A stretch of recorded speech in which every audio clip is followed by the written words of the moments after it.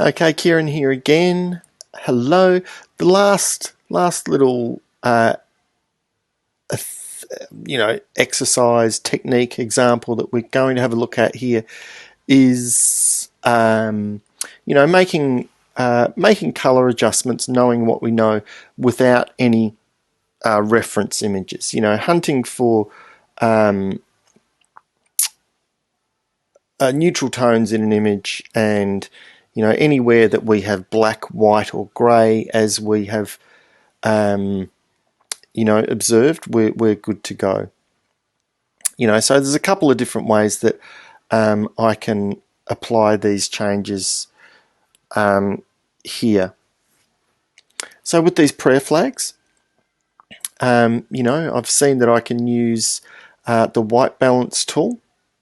So all things being equal, this flag should be white.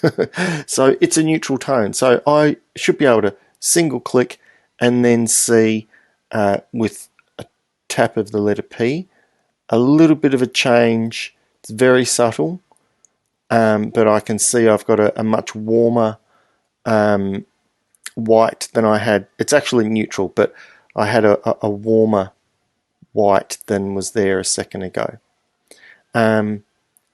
Good. Too easy.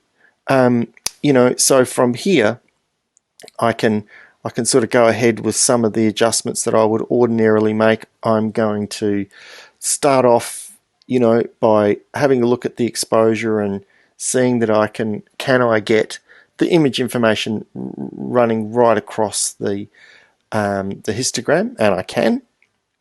Wasn't too difficult.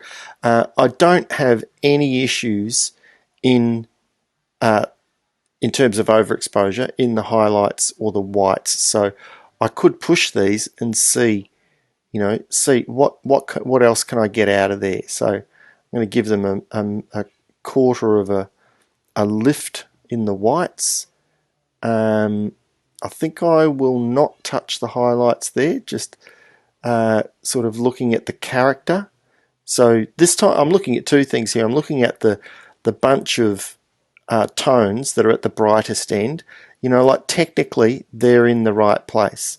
So, but I could squeeze some more out of them. But aesthetically, in other words, what my eye says and my refined artistic ways of looking at things, my aesthetic is saying, I reckon that's pretty good.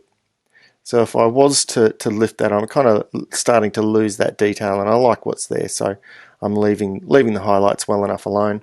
Just checking. Oh yeah, that's starting to look pretty awesome. And I think I am happy with the blacks and the shadows. If I really wanted to, I could sort of try and lift some more, but I don't think that really needs it. Let's have a think about the saturation. I'm just going to knock back a tiny little amount, and there we go. Okay, so letter P or the letter Q to see the before and after. Yep, that's a heaps more vibrant image. It's looking good. The prayer flags, I'm happy with that. Awesome. So, hunting for the neutral tones, whites, greys, and blacks in an image are always going to, this wouldn't count down here because it's in all likelihood got a bunch of green in it. So this white area is the way to go. If I wanted to, I'm just going to reset those changes, camera raw defaults. So that's as it sort of came in. I can see that my white balance by default is sitting at as shot. If I'm editing a JPEG, I don't get too many options here. In fact, not too many at all. Off the top of my head, I can't remember what they are, but I know there's not many. But when I'm shooting RAW or processing RAW images, I've got the option of popping in here and saying, well, this is clearly shot in daylight. So if I've got no, neutral tones, say this was green or whatever, I could always just start off by saying switch it to daylight, and you can see that did change a little and gave me that similar, more neutral white in there. So if I don't have those neutral tones and I'm using a Camera Raw image, I can always just sort of go to the default looking sort of thing.